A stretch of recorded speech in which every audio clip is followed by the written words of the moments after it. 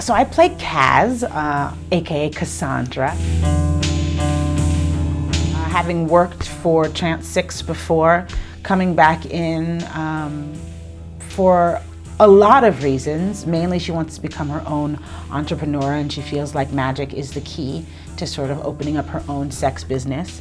But she is the one character who really believes in the sex industry, thinks that there's some empowerment in working in the sex industry, that it's not just about trafficking, that there are women who make the choice to do this, and she is one of those women who makes this choice, and that there's serious money to be made in selling herself. And if she's going to sell anything for anybody, it's going to be for herself. It's going to be herself. She will be the product, the CEO of the product, the salesman.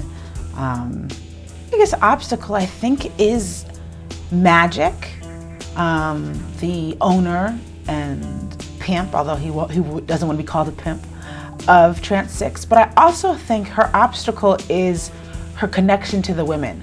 I think she really wants the women to recognize their own power, and she's fighting with them on how to sort of get them to live in that power, how to get them to express that power and be present in that power. And so it's definitely a fight between Magic and the girls and her relationship between the two. How does she, get what she wants as being her own businesswoman, but also how does she save these women from themselves and from him? And so Trans 6 is the club that's the play is set in, and Magic, who I play, is the proprietor, the business owner of this club.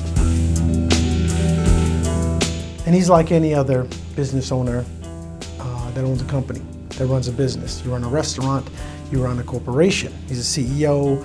It's about making money. It's about having your employees and putting them in their place and making sure everybody does their job. So he's a straight CEO, owner of a club. And so Trans 6 is one of those businesses that's a legit business. It's a strip club. There's some legit money coming in, but there's some little extracurricular activities going on. And within Magic's mind, he's running a business. He's taking care of his people. And he truly does take care of his people. How he does it might be a little bit different. How he views the world might be a little different, but I have a feeling it's not much different than the way other people do it.